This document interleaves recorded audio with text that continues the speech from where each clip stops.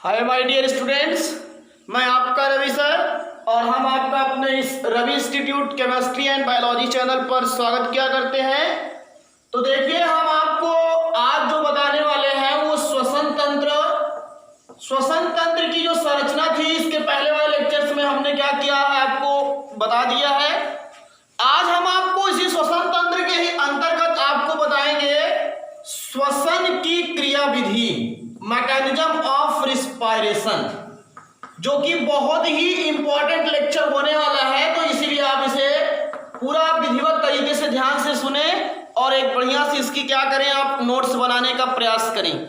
और मैं पहले ही बता रहा हूं कि ये जो हाई स्कूल की बायोलॉजी और ये विभिन्न प्रकार की जो प्रतियोगी परीक्षाएं होती हैं उसमें भी ये चैप्टर आपका पूछा जाता है। तो आपके लिए आज हम श्वसन की क्रियाविधि बता रहे हैं। कल मैंने बताया था कि मनुष्य का जो श्वसन तंत्र होता है उसके अंतर्गत नासा छिद्र, नासा गुहा, कंठ और श्वास नली, श्वसनिकाएं और आपका क्या हुआ करता है, फेफड़ा क्या होता है, कुपिका क्या होती है, डायाफ्राम क्या होता है, सबके बारे में मैंने वहां पे डिटेल आपको बता रखा है। और जब इतना आप डिटेल जान गए हो, जान लीजिए, तो मैकेनिज्म लिखने में आपको प्रॉब्लम नहीं होगी। कोई ध्यान दीजिए। तो जो श्वसन की क्रियाविधि अगर आप समझना चाहते हैं तो इस पूरा लेक्चर्स को आप विधिवत तरीके से देखेंगे तो आपको पता लग जाएगा कि कैसे ऑक्सीजन गैस नासा छिद्र से होती हुई अंदर जाती है और फिर कोशिकाओं से निकली हुई कार्बन डाइऑक्साइड कैसे फिर वायुमंडल में छोड़ दी जाती है। तो पूरा ये लेक्चर आपके लिए बहुत इंपॉर्टेंट होने वाला है। और अगर आप सभी लोग चैनल्स पर नए हैं तो चैनल को सब्सक्राइब करिए और लाइक कीजिए और बेल आइकन को प्रेस कीजिए। तो ध्यान दीजिए हमारी बात को। सबसे पहली चीज, मनुष्य की जो श्वसन की क्रिया हुआ करती है, मैंने इसको बताया था शुरू में भी, इसको दो भागों में बांटा गया है। एक होता है, ध्यान दीजिएगा, अंतः श्वसन। क्या होता है? अंतः श्वसन, इन रिस्पायरेशन, और दूसरा होता है एक्स रिस्पायरेशन, निश्वसन। उसी अंतः श्वसन को हम लोग जैसे निश्वसन कहते हैं तो उसको एक नाम से और जानते हैं, उसको उच्च श्वसन भी कहते हैं। तो हम दो प्रकार के श्वसन की क्रिया को जानेंगे, एक है अंतः श्वसन और दूसरी कौन सी है? निश्वसन। एक क्या है? अंतः श्वसन और दूसरी कौन सी है? निश्वसन। अब बात यहां पे ये करनी है कि अंतः श्वसन क्या होता है। तो अंतः श्वसन का मतलब होता है कि वायुमंडल से ऑक्सीजन गैस को श्वसनांगों में ग्रहण करना ही क्या कहलाता है? अंतः श्वसन। आम भाषा में कह सकते हो, जब सांस क्या हुआ करता है, या बाहर से शुद्ध वायु श्वसनांगों में प्रवेश करती है या वायु ग्रहण की जाती है तो उसको अंतः श्वसन कहते हैं। और जब फिर श्वसनांगों से क्या की जाती है, अशुद्ध वायु या कार्बन डाइऑक्साइड को क्या किया जाता है, बाहर किया जाता है, तो उसी को ही हम लोग क्या कहते हैं? निःश्वसन कहते हैं। क्या कहते हैं उसको? निःश्वसन कहा करते हैं, या उच्च श्वसन के नाम से भी उसको क्या करते हैं, जाना किया करते हैं। ये भी ध्यान दीजिएगा। तो पूरी चीज समझ में आया? दो मैकेनिज्म पहले समझ लीजिएगा। पहली चीज तो मैंने बता दिया कि वायुमंडल से क्या किया करते हैं, हम ऑक्सीजन ग्रहण किया करते हैं और उसके बाद फिर जब श्वसनांगों से कार्बन डाइऑक्साइड बाहर करते हैं। तो इसमें दो प्रोसेस है, दोनों प्रोसेस को आप ऐसे समझ सकते हो। एक होता है आपका अंतः श्वसन और दूसरा हुआ करता है आपका निःश्वसन। क्या होता है भैया? निःश्वसन। एक होता है अंतः श्वसन, दूसरा कौन सा होता है? निःश्वसन। अंतः श्वसन का मतलब होगा कि ऑक्सीजन गैस कहां प्रवेश करती है? श्वसनांगों की तरफ। ये ध्यान दीजिएगा। और निःश्वसन का मतलब होता है कि वहां से कौन सी गैस बाहर आ जाती है?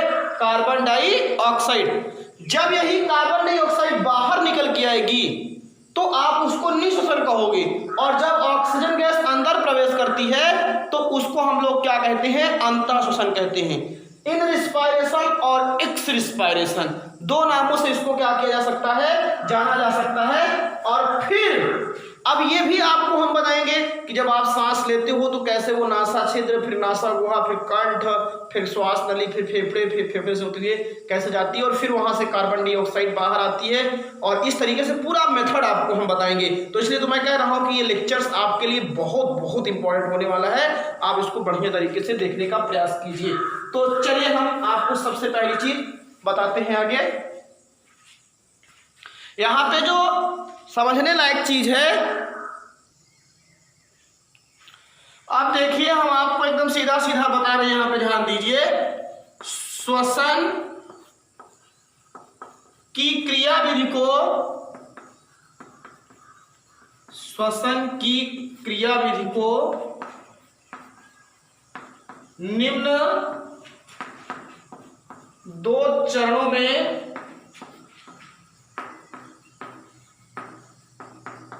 विभाजित किया गया है।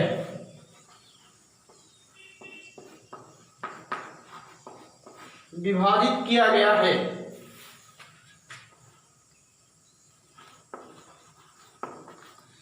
जो श्वसन की क्रियाविधि है इसको निम्न 2 चरणों में क्या किया गया है, विभाजित किया गया है।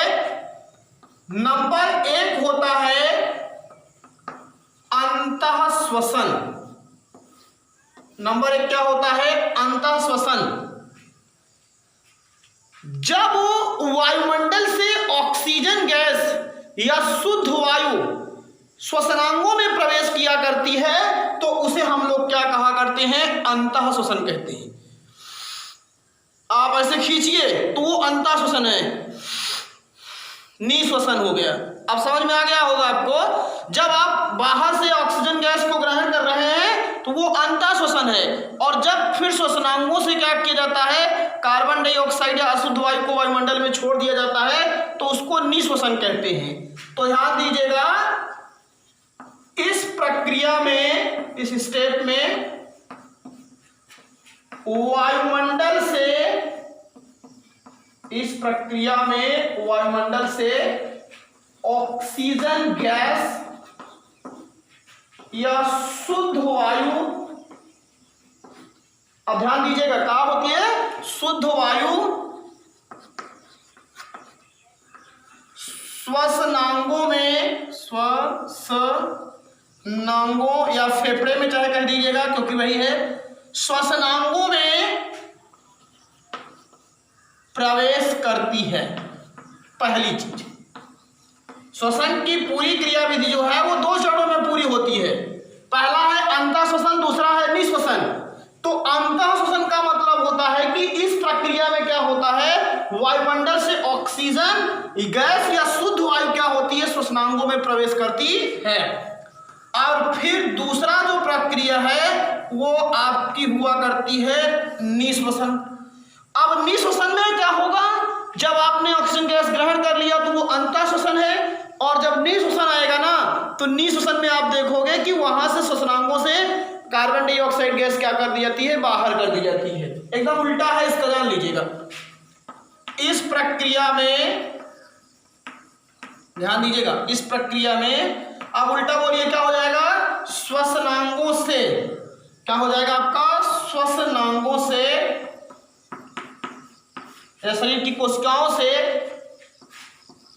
कौन सी, कार्बन डाइऑक्साइड गैस या अशुद्ध वायु, कार्बन डाइऑक्साइड या अशुद्ध वायु को वायुमंडल में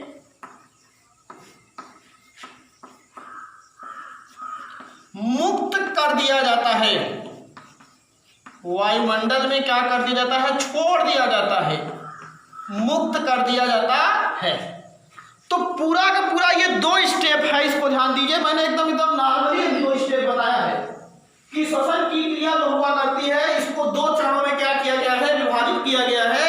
पहली होती है एक आपकी अंतः श्वसन और दूसरी आपकी क्या हुआ करती है, निःश्वसन। तो अंतः श्वसन आप समझ गए और अब निःश्वसन आप समझ गए। अब हम आपको पूरा इसका क्या कर रहे हैं, पूरी मैकेनिज्म आपको बता रहे हैं। इस पूरी मैकेनिज्म को समझिए। तो इरेज करूं पहले इसको,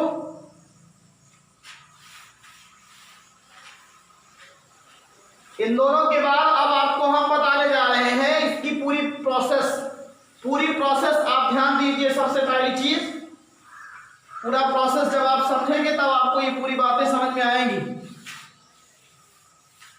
चलिए, अब पूरी मैकेनिज्म को समझना है तो आपको हम पूरी मैकेनिज्म ऐसे समझा दे रहे हैं, सुनिए। सर्वप्रथम वायुमंडल में से आई हुई सर्वप्रथम शुद्ध वायु या ऑक्सीजन गैस नासा छिद्रों से होते हुए कहां प्रवेश करती है, नासा गुहा में प्रवेश करती है। सर्वप्रथम ऑक्सीजन गैस या शुद्ध वायु नासा छिद्रों से होते हुए और नासा गुहा में उपस्थित रोए में जो होते हैं उसमें धूल के कण जो होते हैं वो उलझ जाते हैं और वहीं पर पाए जाने वाले श्लेष्मिक पदार्थ के कारण वायु का तापमान शरीर के तापमान के क्या हो जाता है, बराबर हो जाता है। और फिर वायु ग्रसनी और कंठ एवं श्वास नली से होते हुए फेफड़े के कूपिका में क्या हो जाती है, भर जाती है। ये ध्यान दीजिएगा। और फिर कूपिका में ही क्या हुआ करता है, आपका रक्त रहता है और वो उस कूपिका में उपस्थित जो रक्त होता है उस रक्त से उपस्थित क्या होता है, रक्त में हीमोग्लोबिन, और उस हीमोग्लोबिन से ऑक्सीजन क्या होती है, शरीर की सभी कोशिकाओं में क्या करी जाती है, पहुंचा दी जाती है।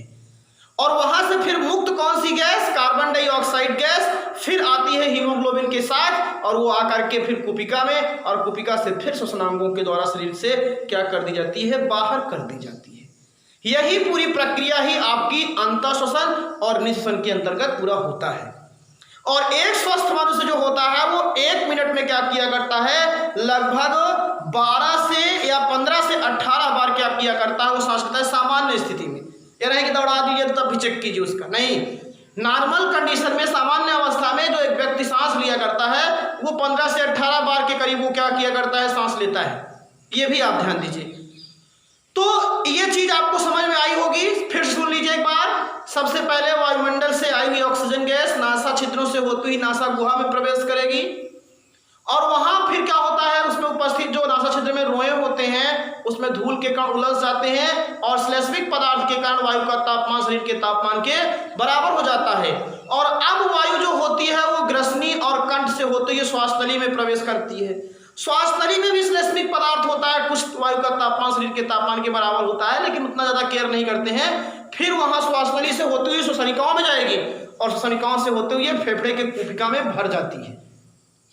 और जब कूपिका में भर जाती है तो वहीं कूपिका में ही क्या मिलती है उसको, ऑक्सीजन गैस कूपिका के बाद रक्त से शरीर की सभी कोशिकाओं में चली जाती है और बदले में कौन सी गैस मिलती है उसको, कार्बन डाइऑक्साइड। और कार्बन डाइऑक्साइड फिर उसी रास्ते से क्या हो जाती है, पुनः वापस आ जाती है। और इस प्रकार मनुष्य की एक श्वास की प्रक्रिया पूरी हो जाती है और एक स्वस्थ मनुष्य 1 मिनट में लगभग 15 से 18 बार क्या किया करता है, एवरेज जो औसतन होता है वो सांस लिया करता है। इतनी चीज ध्यान दीजिए। और एक क्वेश्चन आपको बता दें कि मनुष्य का जो फेफड़ा हुआ करता है उसमें लगभग 5600 से लेकर के 5800 मिलीलीटर जो होती है वो हवा भरी जा सकती है। इतने मनुष्य के फेफड़े की क्या होती है, कैपेबिलिटी होती है या क्या होती है, समंजन क्षमता होती है। तो चलिए ध्यान दीजिए, इसको हम लिख रहे हैं, उसी के नीचे जब लिख लेंगे तो आप समझेंगे। यहां पे अंतःश्वसन ध्यान से समझा किया करो एवं निःश्वसन की संपूर्ण प्रक्रिया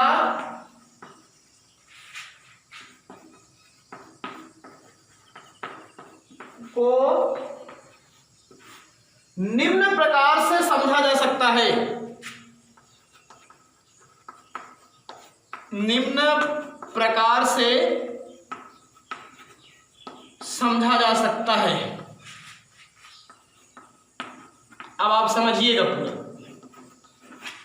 निम्न प्रकार से समझा जा सकता है। सर्वप्रथम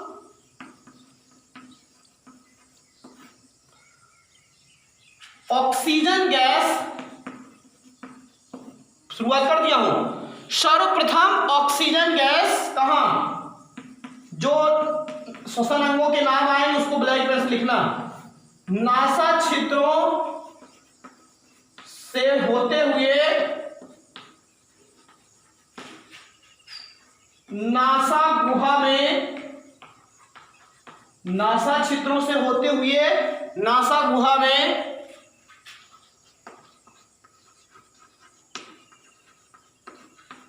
प्रवेश करती है। 2 पार्ट। सबसे पहले जो ये ऑक्सीजन गैस होती है वो नासा छिद्रों से होते हुए कहां प्रवेश किया करती है, नासा गुहा में प्रवेश करती है। इतनी समझ में आया, यहां से हुई अंदर तक यहां प्रवेश कर जाती है। इसलिए थोड़ा ये नाक का उभरी हुआ सिरा होता है ताकि आपके कुछ हवा इसमें भी स्पेस में रह जाए, रुक जाए, और जिसके कारण वायु का तापमान शरीर के तापमान के बराबर हो जाए। और यही इसलिए कि ये घुमावदार होता है, ये भी ध्यान दीजिएगा। अब आप सुनिए, चलिए इसके बाद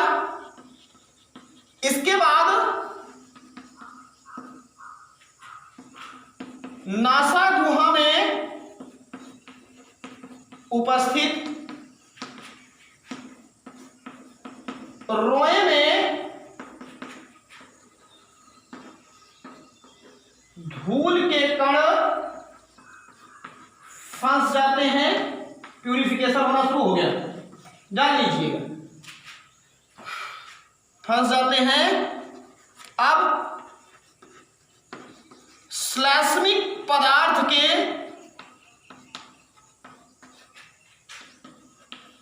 कारण, जो यहां पे लसलसा पदार्थ निकल रहा है, श्लेष्मिक पदार्थ के कारण वायु का तापमान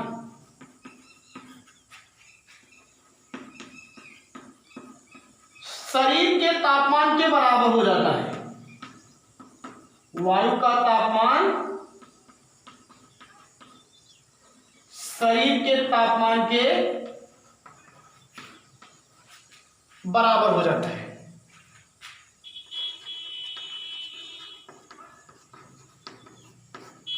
शरीर के तापमान की क्या हो जाता है, बराबर हो जाता है।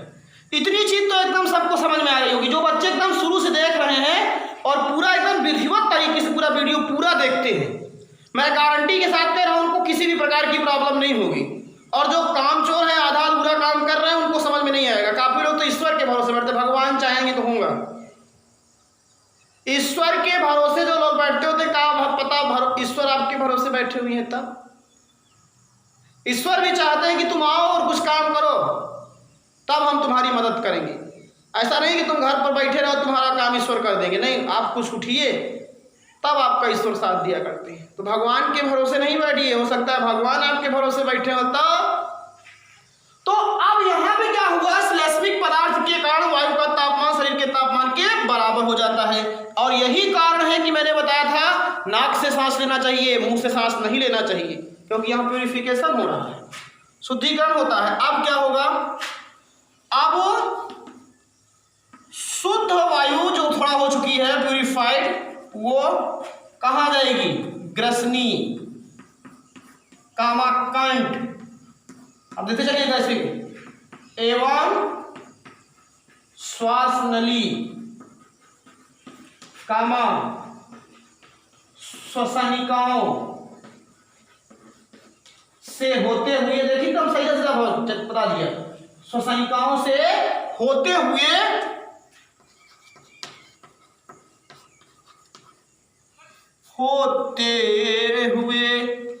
फेफड़ों के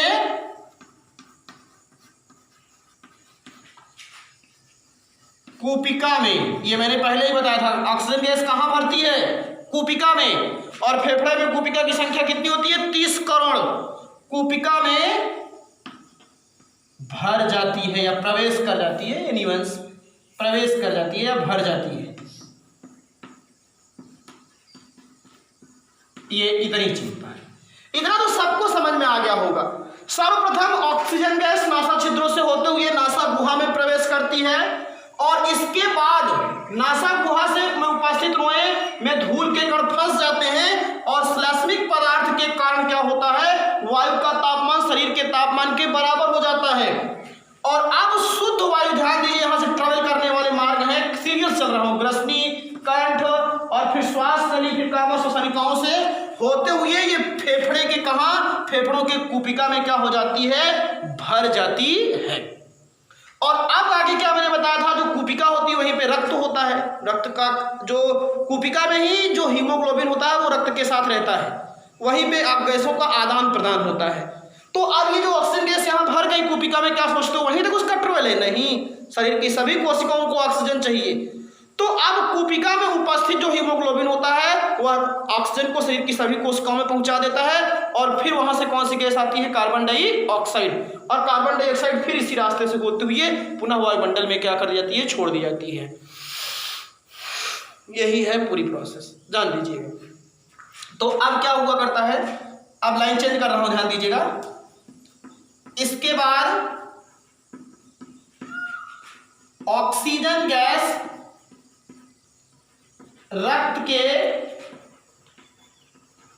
रक्त का लावण किसके कारण होता है, हीमोग्लोबिन के कारण। अभी हीमोग्लोबिन का फंक्शन पूरा एकदम डिटेल बताएंगे। हीमोग्लोबिन, इसके बाद ऑक्सीजन गैस रक्त के हीमोग्लोबिन के साथ या हीमोग्लोबिन से जुड़कर, अभी यही बताएंगे कौन सा उत्पाद बनाती है, जुड़कर शरीर की समस्त कोशिकाओं में, शरीर की समस्त कोशिकाओं में पहुंचा दी जाती है। शरीर की समस्त कोशिकाओं में पहुंचा दी जाती है और कोशिकाओं से मुक्त, जो शरीर की कोशिकाएं होंगी वहां ऑक्सीजन जाएगी तो कौन गैस मुक्त होगी, कार्बन डाइऑक्साइड गैस। पुनः अब इसी रास्ते से आएगी, पुनः इसी मार्ग से, इसी मार्ग का मतलब कुपिका, श्वसनिकाएं, श्वास नली, कंठ, ग्रसनी और फिर उसके बाद किसके, नासा गुहा, फिर नासा छिद्र, मुक्त कार्बन डाइऑक्साइड पुनः इसी मार्ग से वायुमंडल में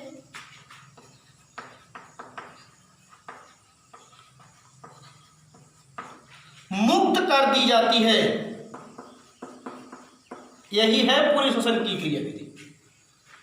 सर्वप्रथम ऑक्सीजन गैस नासा छिद्रों से होते हुए नासा गुहा में क्या किया करती है, प्रवेश करती है और श्लेष्मिक पदार्थ के कारण वायु का तापमान शरीर के तापमान के क्या हो जाता है, बराबर हो जाता है। और फिर क्या हुआ करती है भैया, अब शुद्ध वायु जो होती है वो ग्रसनी, कंठ, श्वास नली और शरीरों से होते हुए फेफड़े के कुपिका में भर जाती है और इसके बाद ऑक्सीजन गैस रक्त के हीमोग्लोबिन से जुड़ करके शरीर की समस्त कोशिकाओं में क्या कर दी जाती है, पहुंचा दी जाती है। और हीमोग्लोबिन शरीर और जब वहां जाएगी ऑक्सीजन गैस तो वहां से मुक्त कौन सी गैस होती है, कार्बन डाइऑक्साइड गैस, पुनः इसी मार्ग से क्या कर दी जाती है, वायुमंडल में क्या कर दी जाती है, मुक्त कर दी जाती है। तो ये रहा आपका बढ़िया सा एकदम पूरी श्वसन की क्रिया का मैंने क्या बता दिया आपको, पूरा का कंक्लूजन मैंने बता दिया। और अगर एकदम आपको विधिवत तरीके से समझ में आ रहा है तो एक कमेंट्स जरूर कीजिएगा, सभी लोग जान लीजिएगा। तो आप लोगों को मैंने बता दिया। अब इसके बाद इस प्रकार एक स्वस्थ मनुष्य, एक स्वस्थ मनुष्य 1 मिनट में 12 से 18 बार एवरेज है, जान लीजिएगा, टाइम सांस लेता है। ये सबसे इंपॉर्टेंट बात है। कभी कभी यही पूछा जाता है, कोई से लोग कहते हैं 72 बार, तो वो जो होता है वो हृदय की धड़कन होती है। मनुष्य का हृदय जो होता है वो 1 मिनट में 72 बार क्या होता है, धड़कता है, ये जान लीजिएगा। तो ये पूरी मैकेनिज्म थी आपके सामने और आपको पूरा एकदम मैंने क्लियर किया, समझाने का प्रयास किया, एकदम सीधा सीधा यार इसको बोलो कि आप सांस लोगे तो ऑक्सीजन गैस नासा छिद्र में जाएगी, वहां पे क्या होता है, श्लेष्मिक पदार्थ होता है और उसके कारण उस वायु का तापमान शरीर के तापमान के बराबर होता है। रोए पाए जाते हैं जिसके कारण वायु जो होती है उस रोए में उपस्थित जो धूल के कण होते हैं वायु में, उस रोए में उलझ जाते हैं और फिर वायु फिर ग्रसनी, कंठ, श्वास नली और शरीरों से होते हुए फेफड़े के कुपिका में भर जाती है। और जब कुपिका में जाती है तो कुपिका में ही रक्त के क्या होती है, वो हीमोग्लोबिन से जुड़ जाती है और उस हीमोग्लोबिन ने क्या किया, उस शरीर के सभी भागों में उसको पहुंचा दिया। और पहुंचाने के बाद क्या करता है, वहां से कौन सी गैस, और कार्बन डाइऑक्साइड मुक्त होती है और कार्बन डाइऑक्साइड गैस पुनः इसी रास्ते से क्या कर दी जाती है, वायुमंडल में मुक्त कर दी जाती है। और इस प्रकार एक स्वस्थ मनुष्य जो हुआ करता है 1 मिनट में 72 बार सांस लेता है। अब जो हम आगे आपको बताने वाले हैं वो बहुत बहुत इंपॉर्टेंट है, वो एग्जाम में पूछा भी गया है। आप उसे पूरा एकदम विधिवत तरीके से देखें, नहीं तो आपको समझने में थोड़ा कठिनाई होगी। लेकिन हम जब तक, आप जानते ही हो ना, जब तक तोड़ेंगे नहीं तब तक छोड़ेंगे नहीं। तो आपको मैं बता रहा हूं, यहां ध्यान दीजिए। अब हमको ये समझना है कि ये हीमोग्लोबिन कैसे ऑक्सीजन को ले जाता है और फिर उससे कैसे वो कार्बन डाइऑक्साइड को ला करके पुनः कुपिका में छोड़ देता है। तो वो जो पूरा मैटर हम पढ़ेंगे वो कहलाता है हीमोग्लोबिन का कार्य। और ये एग्जाम में बहुत बार पूछा गया है कि मनुष्य के शरीर में रक्त का रंग लाल किसके कारण होता है, हीमोग्लोबिन के ऑक्सीकरण होता है। और ऑक्सीजन और कार्बन डाइऑक्साइड का परिवहन कौन करता है? हीमोग्लोबिन करता है। बहुत बहुत इंपॉर्टेंट है। ऑक्सीजन और हीमोग्लोबिन का, कार्बन डाइऑक्साइड और ऑक्सीजन का संवहन कौन करता है? हीमोग्लोबिन करता है। तो उसको हम लोग पढ़ते क्या हैं, इसलिए हीमोग्लोबिन को ऑक्सीजन और कार्बन डाइऑक्साइड का संवाहक कहा करते हैं, कैरियर कहा करते हैं। इसको ले जाने का और ले जाने का काम करता है। इसमें जोड़ने की क्षमता बहुत ज़्यादा होती है हीमोग्लोबिन को ऑक्सीजन के साथ अपने। तो अब हम पढ़ेंगे राजू, उसको हम लोग पढ़ा किया करते हैं किसके अंतर्गत जानते हो? हीमोग्लोबिन का कार्य। तो आइए थोड़ा सा अब हम उसकी भी चर्चा कर लें यहीं से, तब आपके लिए और विधिवत तरीके से पूरी बातें एकदम डिटेल में आपको हम बता रहे हैं, इसीलिए आपको एकदम समझने का प्रयास कीजिए। चलिए, क्वेश्चन कई प्रकार से बनते हैं। आपको मैंने जब पहला लेक्चर बताया था जिसमें मैंने डायग्राम बनाया था, और डायग्राम बना के हमने कहा था आप लोग इसको लिख करके इसका व्हाट्सएप कीजिएगा। और अभी तक किसी स्टूडेंट्स ने क्या किया है इसको जान लीजिएगा, केयर नहीं किया है, ये ध्यान दीजिए सब लोग। आप लोग देखते हो और देखने के बाद बस केवल उसको आप उसी तरीके से कार्यक्रम किया कर रहे हो, जान लीजिए। आप लोग को जितना मैं बता रहा हूँ सुनिए, सब लोग फॉलो कीजिए, तब फिर पढ़ाने में मजा आता है। लापरवाही नहीं पसंद होती, नोट कर लीजिएगा। यहां पे फिर आपको बता रहे हैं, ध्यान दीजिएगा, हीमोग्लोबिन का कार्य, फंक्शन ऑफ हीमोग्लोबिन। तो हीमोग्लोबिन जो हुआ करता है, इसका प्रमुख कार्य, सबसे पहली चीज नंबर 1, यह रक्त में लाल रंग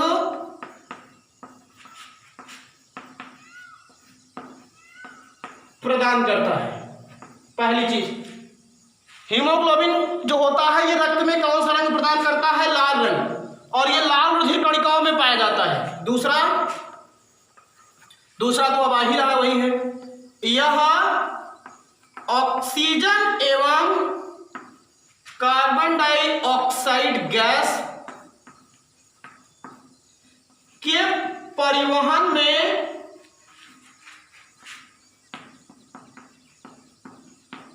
सहायता करता है।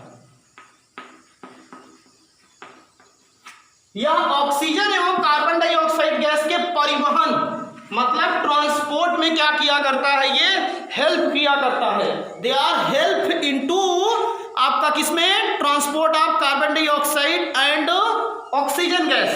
चलिए पूरी बात को समझिए। अब ये किस तरीके से ये किया करता है ऑक्सीजन और कार्बन डाइऑक्साइड का परिवहन, अब मैं इसको बताने जा रहा हूं। सुनिए हमारी बात को पूरा एकदम ध्यान से।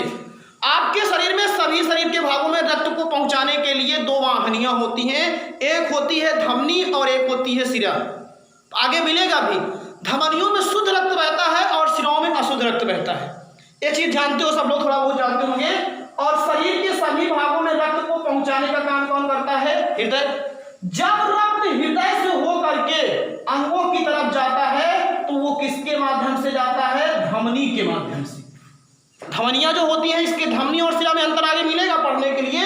हृदय से रक्त अंगों की तरफ किससे जाता है? धमनी से, और अंगों से पुनः हृदय की तरफ किससे आता है? सिरा की।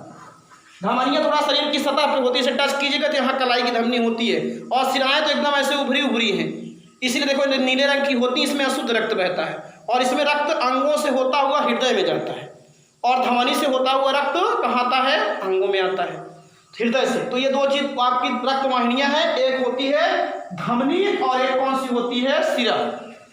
धमनियों से वह रक्त वाहिनियां जिससे रक्त जो होता है वो हृदय से कहाँ जाता है? अंगों की ओर, उसको धमनी कहते हैं। और ऐसी रक्त वाहिनियां जिससे रक्त जो होता है वो अंगों से कहाँ जाता है? हृदय की ओर, तो उसे हम लोग क्या कहा किया करते हैं? सिरा कहा करते हैं। तो ये चीज तो आपको मालूम होना चाहिए, नहीं मालूम था इसलिए थोड़ा सा इसकी डिटेल दे दिया। अब चलिए ध्यान दीजिए, परिवहन में सहायता करता है। इसी के आगे इस क्रियाविधि को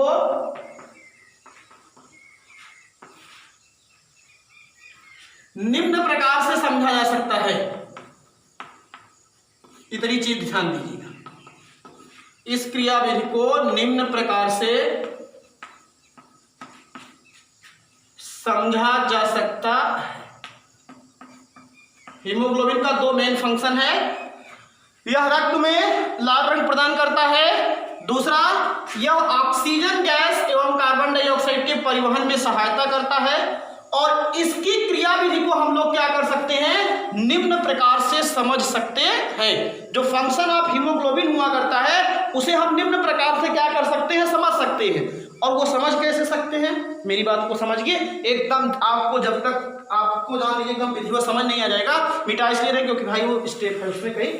तो आइए ध्यान दीजिएगा किस तरीके से, अब आपके मन में यह भावना उठनी चाहिए कि किस तरीके से ये हीमोग्लोबिन ऑक्सीजन और कार्बन डाइऑक्साइड का परिवहन करता है।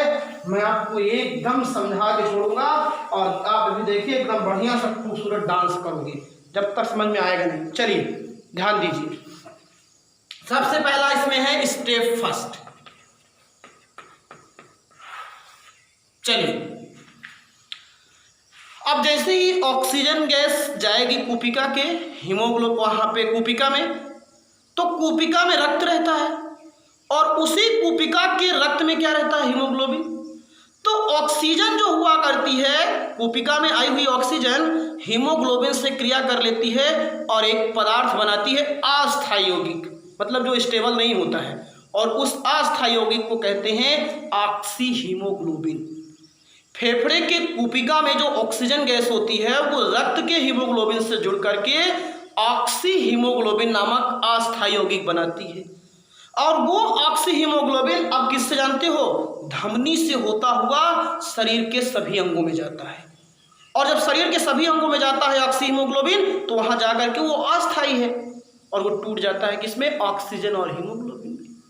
तो ऑक्सीजन तो शरीर की कोशिकाओं में चली जाती है, हीमोग्लोबिन फिर फ्री हो गया।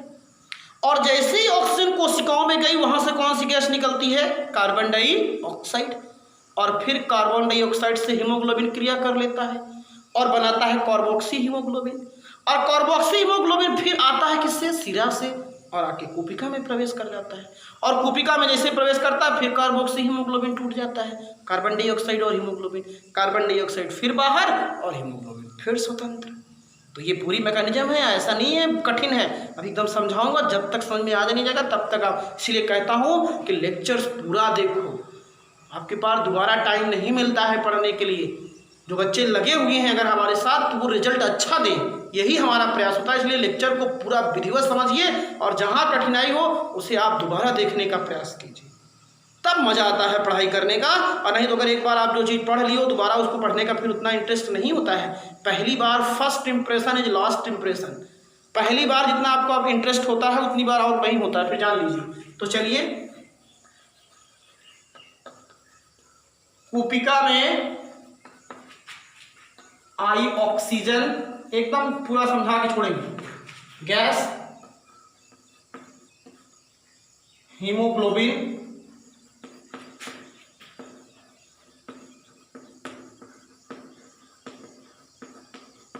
से क्रिया करके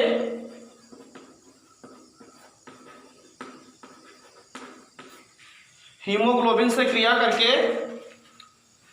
यूं ही कट जाएगा सफर साथ चलने से, कि मंजिल आएगी नजर साथ चलने से।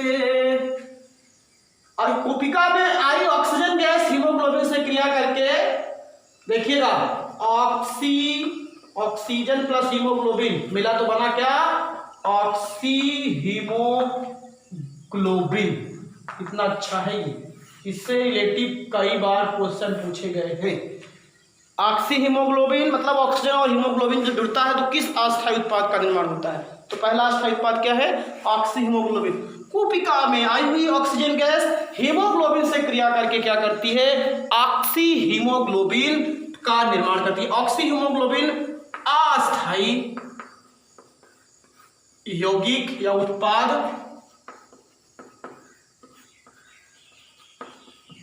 का निर्माण करती है। ये पहली चीज, कूपिका में आई ऑक्सीजन गैस हीमोग्लोबिन से क्रिया करती है और क्रिया करके ऑक्सी हीमोग्लोबिन पदार्थ का क्या करती है, ये एक अस्थायी होता है, टेम्परेरी प्रोडक्ट का क्या होता है, निर्माण होता है। अब चलिए देखिए, जैसे मैंने लिख दिया क्या, ऑक्सीजन, अब इसको देखो मैं रिएक्शन वाइज भी लिख दे रहा हूं तो आपको और अच्छा, चाहे एग्जाम में अगर टाइम कम रहे तो रिएक्शन लिख दो तब भी नंबर मिलता है। ऑक्सीजन प्लस हीमोग्लोबिन, ये हो गया आपका ऑक्सीजन प्लस हीमोग्लोबिन। और अब ये जब मिलेगी तो बनेगा क्या भैया, ऑक्सी हीमोग्लोबिन। पहला स्टेप समाप्त हो गया। जैसे ही कूपिका में ऑक्सीजन गैस आएगी वो तुरंत क्या करती है, हीमोग्लोबिन से जुड़ जाती है और जुड़ करके क्या बना लेती है, ऑक्सी हीमोग्लोबिन का क्या कर लेती है, निर्माण कर लेती है। ये पहला स्टेप है। अब जो मैंने बताया था कि हीमोग्लोबिन कैसे ले जाता है ऑक्सीजन और कार्बन डाइऑक्साइड को, वो समझा था। तो ये ऑक्सीजन हीमोग्लोबिन से जुड़ेगी और जुड़ करके एक यौगिक बनता है, उसी का नाम क्या होता है, ऑक्सी हीमोग्लोबिन। और दूसरा स्टेप एकदम सीधा सीधा, इसी को उलट दो बस। अब ऑक्सी हीमोग्लोबिन धमनी से जाएगा शरीर के सभी अंगों में और पहुंचने के बाद फिर किसमें टूट जाएगा, जिसमें बना है, तभी तो अस्थायी है, ऑक्सीजन और किसमें, हीमोग्लोबिन में। ऑक्सीजन शरीर की कोशिकाओं में चली जाएगी। अरे हम तुमको पकड़ के ले जाकर के अपने स्थान पर छोड़ दें, फिर हम अपना काम करते हैं और दूसरे को वहां से लेके चले आए, बस यही इतना काम समझना है बस। तो आप स्टेप सेकंड चलिए। स्टेप सेकंड, अब क्या होगा, ऑक्सी हीमोग्लोबिन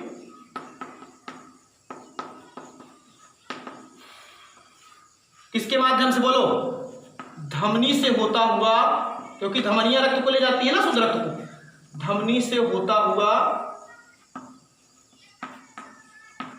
शरीर की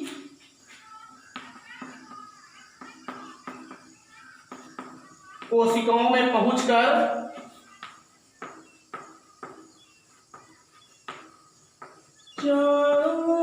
मेरी जान, ऑक्सीजन, ऑक्सी हीमोग्लोबिन धमनी से होता हुआ शरीर की कोशिकाओं में पहुंचकर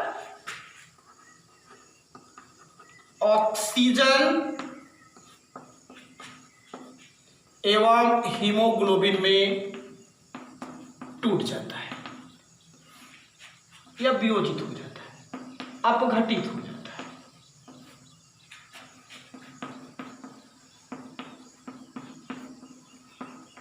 अब ऑक्सीजन तो जो है वो कोशिकाओं में चली जाएगी, यहां पर जब ये जाएगा तो ऑक्सीजन और हीमोग्लोबिन में टूट जाएगा, और जो ऑक्सीजन होती है वो कोशिकाओं में चली जाती है और वहां से कौन सी गैस निकलती है, कार्बन डाइऑक्साइड।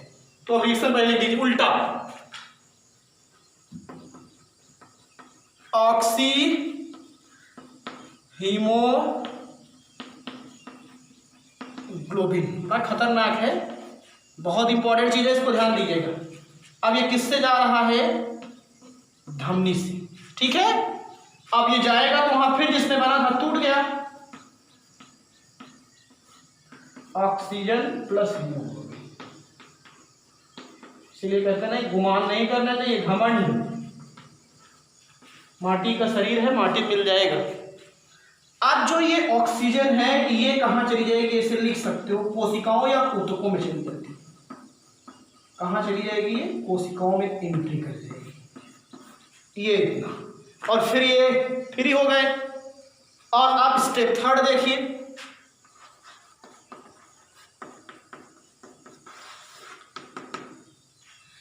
अब स्टेप थर्ड में क्या होता है, ऑक्सीजन कोशिकाओं में चली जाती है और कोशिकाओं से मुक्त कौन सी गैस होती है, कार्बन डाइऑक्साइड। कोशिकाओं में से मुक्त कार्बन डाइऑक्साइड किससे, स्वतंत्र हीमोग्लोबिन से क्रिया कर लेती है और बनाती क्या है, carboxy haemoglobin. Carbon dioxide plus haemoglobin, carboxy haemoglobin, oxygen plus haemoglobin, oxy haemoglobin, याद रखिएगा। तो अब यहां से क्या होती है, फिर आगे ध्यान दीजिए, वो कोशिकाओं में चली गई, कोशिकाओं या ऊतकों से मुक्त CO2 कार्बन डाइऑक्साइड गैस, स्वतंत्र जो फ्री हो चुका है क्या, हीमोग्लोबिन, HB लिख दे रहा हूं, ठीक है, हीमोग्लोबिन से क्रिया करके, शॉर्टकट हीमोग्लोबिन को HB कहते हैं, से क्रिया करके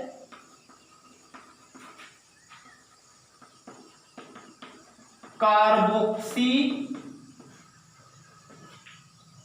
हीमोग्लोबिन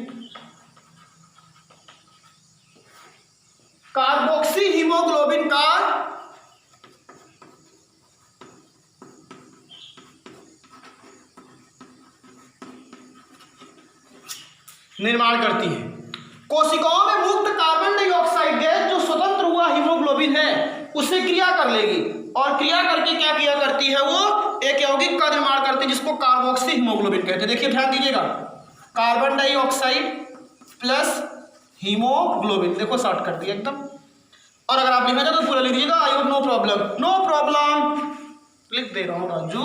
अभी आप लोग बहुत छोटे हो और थोड़ी हम बड़ी बातें आपको बताते हैं, इसलिए आप लोग डरा मत किया करो कि हम लोग छोटे हैं, आप बड़े भी हो जाओगे एक दिन, देख लीजिएगा।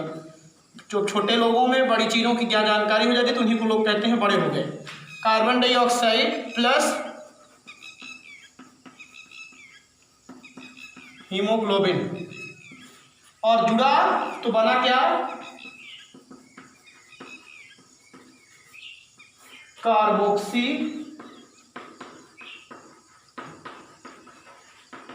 हीमोग्लोबिन। इसको ऐसे पैक कर दिया करो। हमने तो लूट लिया।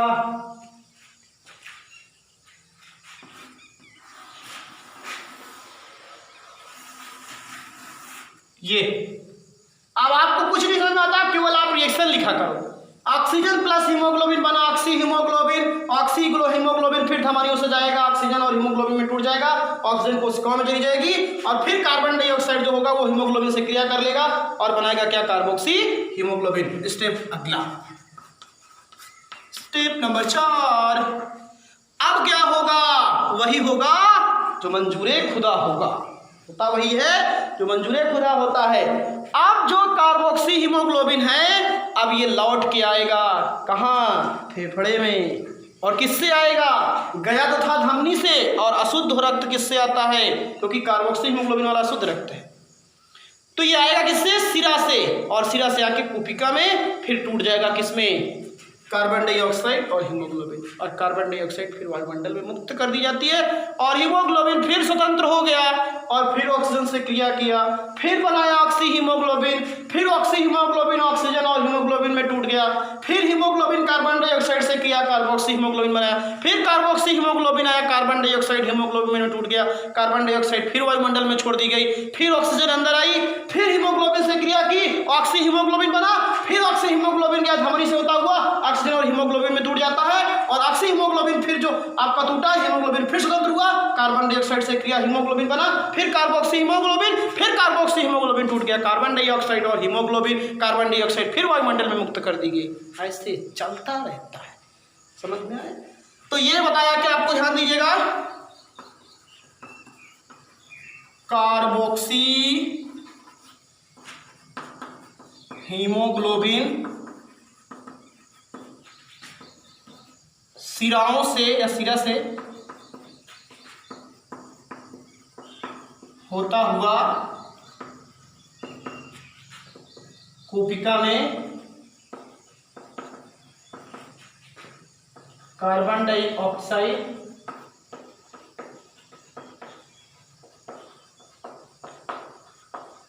एवं हीमोग्लोबिन में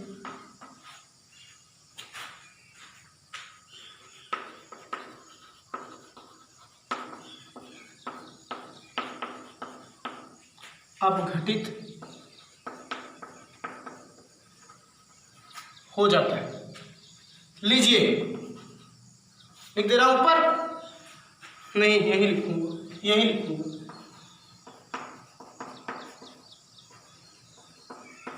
कार्बोक्सी हीमोग्लोबिन। अब आएगा किससे, सिरा से। किसमें टूटेगा, कार्बन डाइऑक्साइड और हीमोग्लोबिन।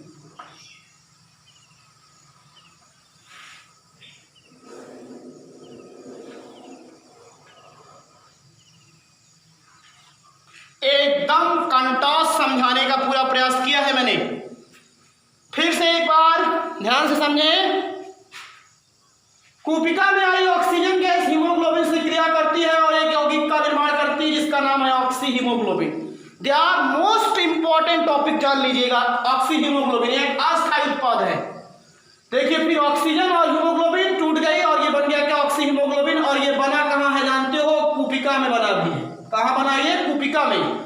और फिर यही ऑक्सी हीमोग्लोबिन धमनी से होता हुआ शरीर की सभी कोशिकाओं में पहुंच जाता है और वहां से फिर क्या हो जाता है, ये आपका टूट जाता है किसमें, धमनी से जा रहा है देखिए ऑक्सीजन और हीमोग्लोबिन में, और ऑक्सीजन कहां चली जाती है, कोशिकाओं में चली जाती है, और फिर ये हीमोग्लोबिन क्या हो जाता है, स्वतंत्र हो जाता है, और फिर कोशिकाओं से मुक्त क्या हुआ करती है। अब जब ऑक्सीजन अंदर जाती है तो मुक्त कौन सी गैस होती है, कार्बन डाइऑक्साइड गैस, और कार्बन डाइऑक्साइड गैस स्वतंत्र होकर के हीमोग्लोबिन से क्रिया कर लेती है और एक यौगिक बना लेती है, उसको कहते हैं कार्बोक्सी हीमोग्लोबिन।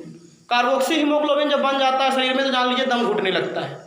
यही कारण है कि जब आप प्रदूषित एरिया में जाते हो और आप सांस लेते हो तो वहां पे कार्बन डाइऑक्साइड ज़्यादा होता है और आपकी जो ऑक्सीजन चाहिए थी वो आपकी कार्बन डाइऑक्साइड अंदर जाने लगती है, तब आपका दम घुटने लगता है, जान लीजिए आंखों से पानी आने लगता है, ये चीज़ भी ध्यान दीजिएगा।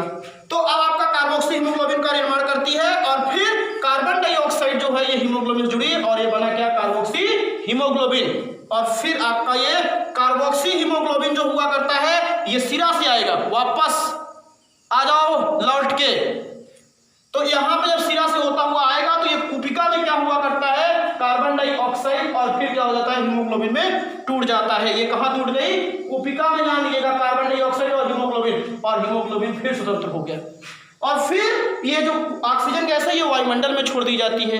तो इस तरीके से इसको थोड़ा सा आगे भी हम लिखेंगे। इस तरीके से ये पूरा मैंने हीमोग्लोबिन का फंक्शन बताने का प्रयास किया, इसको आप विधिवत तरीके से समझने का प्रयास करेंगे तो आपको समझ में पूरा एकदम समझ में आएगा, ऐसा नहीं कि कोई टॉपिक आपको समझ में नहीं आएगा। और नीचे कार्बन डाइऑक्साइड गैस वायुमंडल में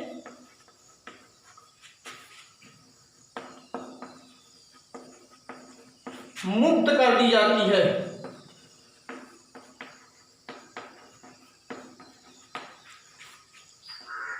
और पुनः ऑक्सीजन गैस प्रवेश कर जाती है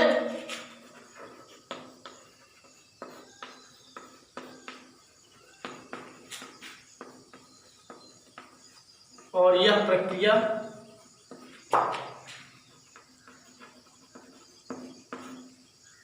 बार बार चलती रहती है।